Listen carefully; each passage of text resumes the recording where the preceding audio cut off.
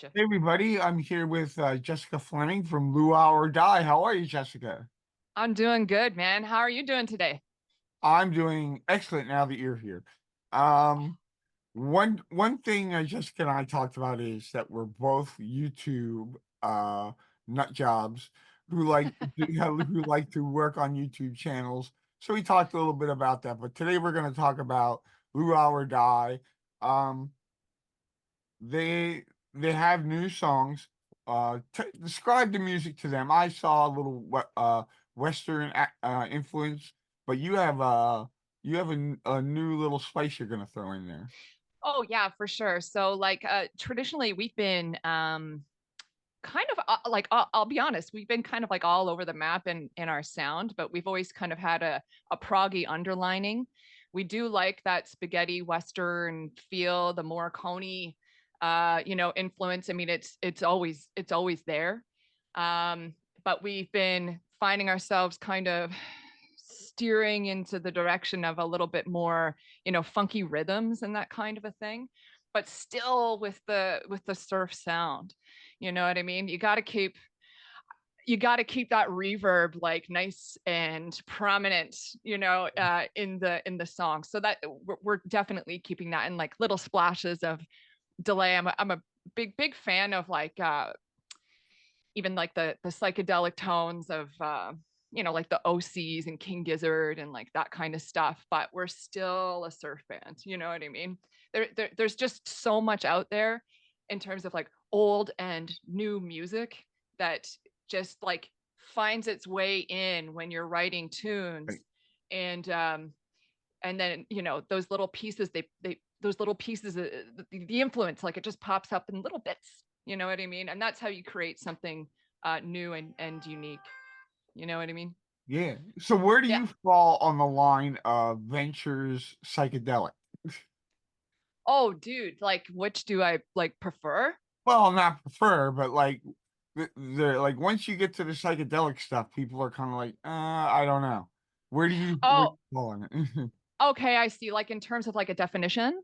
Yeah. Yeah, I got you. I would say we are probably closer to the venture side with like some abstract strokes of psychedelic music. That's what I would say. Okay. Now, do you like the Venture psychedelic stuff? The venture psychedelic stuff, yeah. I mean, I'm a big ventures fan. Like, it's not that you have to be if you're in a surf band, but it just comes naturally. Do Yeah, you know what yeah. I mean? So, yeah, of course. Awesome, awesome. Because right over there, I have like 15 Ventures records, and I would say nine out of the 15 are all like psychedelic stuff. Yeah, right on. That's awesome. Um, so what's going on in Ontario right now, specifically Toronto? Canada is becoming quite a hotbed for surf fans. Yeah, you know what? There's always been a pretty strong yet small community just in Toronto of surf bands, and it's not died down throughout the years that I've been participating in it. Like there's the Great Lake Surf Battle group, and like those guys, they put on the surf battle every year. I think we missed it. We missed it like during COVID, but like Yeah, it's back. Like it comes back, and Pete Jones, he books those up, and we're usually involved in some kind of way. And then new bands, they pop up and they're awesome too. Slime Tones are around. They're from yeah, Hamilton. yep. Yeah, Danger Death Ray, they're great, and they're great guys. Like all those Hamilton guys are great. And the Ottawa boys, the Reverb Syndicate, they just played a show here in Toronto. They were with the Gruesomes at the Horseshoe, actually. And then, Mark Malibu and the Wasagas are like super. That dude, he's got a good big train moving in the right direction. So Yeah. like he's doing great, and he's been around forever. And they put on a great show, and I'm happy to be a part of that scene. Not to mention the Blue Demons, of course. Uh, they've been around forever, and they still do shows. They're also great guys. It's such a good community. Like, um, when I, you know, when our band first started playing surf music, that was a community that uh, welcomed us with like open arms. So it was very easy, and it was very inclusive. I didn't find it to be something really hard, like a hard community to be a part of. It was very welcoming. Yeah. So, and it's still that way. People support each other. They go out to each other's shows. That's what you should be doing in a musical community, right? So, it won't die as long as some of the new bands they come in and they go away after a few years, and like that's okay, but there's always something there. There's something about surf music. I mean, and we're talking about surf music, the instrumental surf music, right? Yeah. There's something really non-political about it that makes it very appealing to a lot of different people. Yeah. um, and I think that's why it's survived in its niche. And obviously we've got these waves of surf music that have like happened throughout history. There's like a first wave and like an 80s wave and all that. There's a 90s wave. um, so I think it'll always be kind of strong. I mean, how many of us actually surf on surfboards? I couldn't tell you. But I do think it'll remain strong, and it's a great community to be a part of. I agree. I agree. Yeah. Um, Yeah.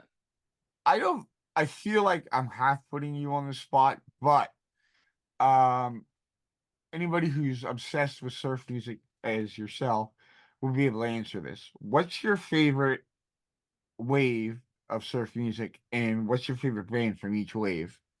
Oh, dude, you are absolutely putting me on the spot. 90s wave, it's the Mermen. First wave, it's the Ventures. Live in Japan is my favorite of all time. Uh, and gosh, if we say like next wave, like there's like the 80s wave, right? Hmm.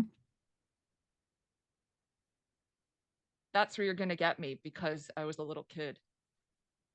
But then again, I like the Ventures, but they're so huge.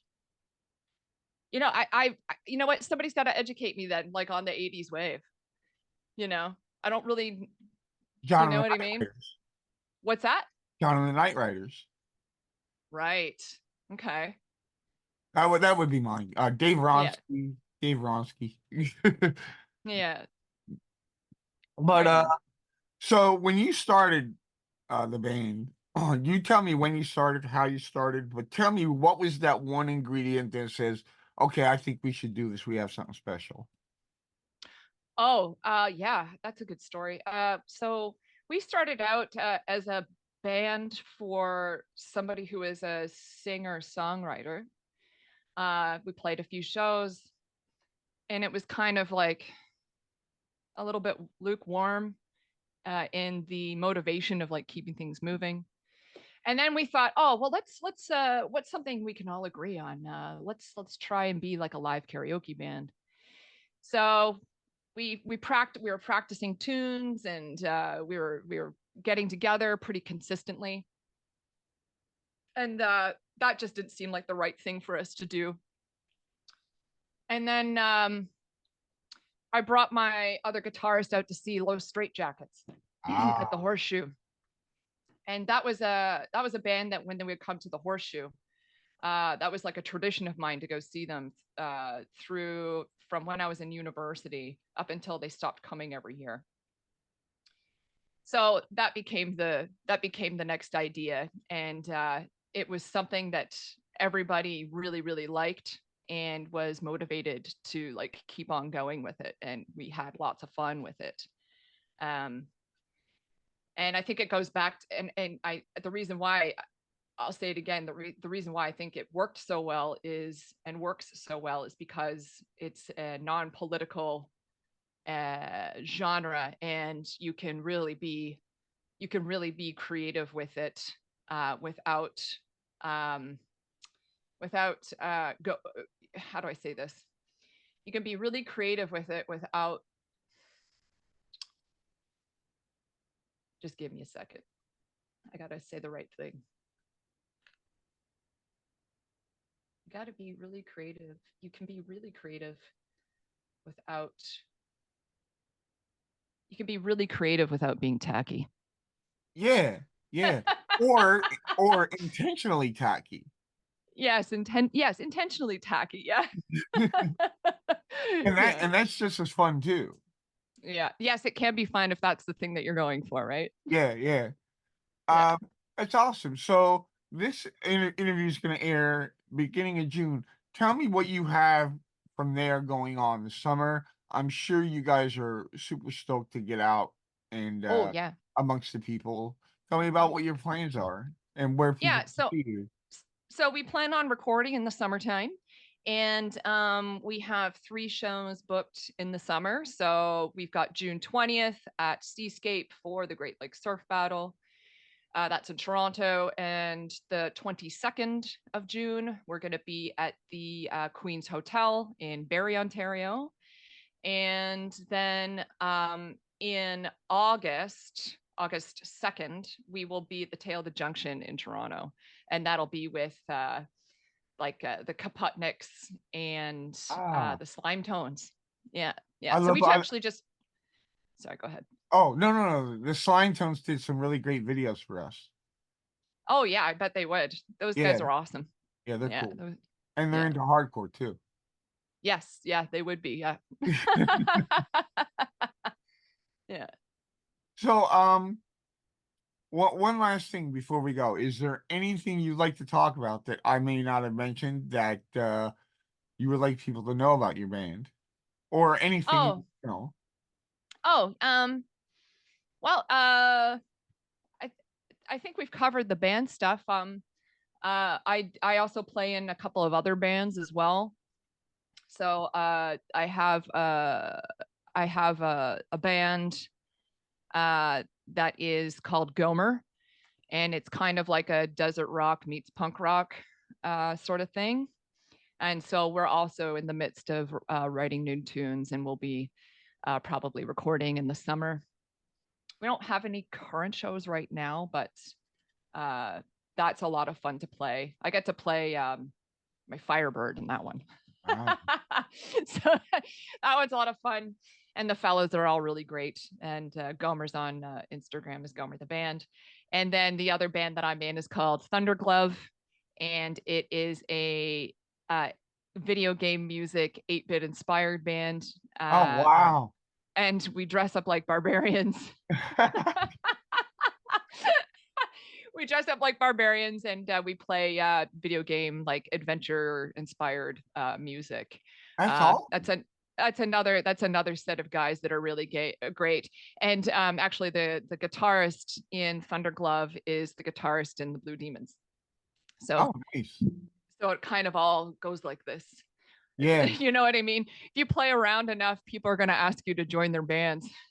Yeah. Well, that's also fun because then you get to play all the time and different Yeah. stuff all the time. Yes, 100%. And then, you know, if you play around all the time, you get to know a lot of people. Yeah. And then when you go out to see a show, it doesn't feel like you're going out amongst strangers. You're going out amongst a community. And Yeah. that is really true. That's awesome. Well, Yeah. thank you so much, Jessica, for coming on. And I really enjoy listening to music and getting to know you. You're a a fun person, and Thank I you. would love to pick your brain more about you too. And I just hope you have a great day and enjoy your summer. I will, dude. Yeah, stay in touch. I'm just an email or a Google chat away. Cool.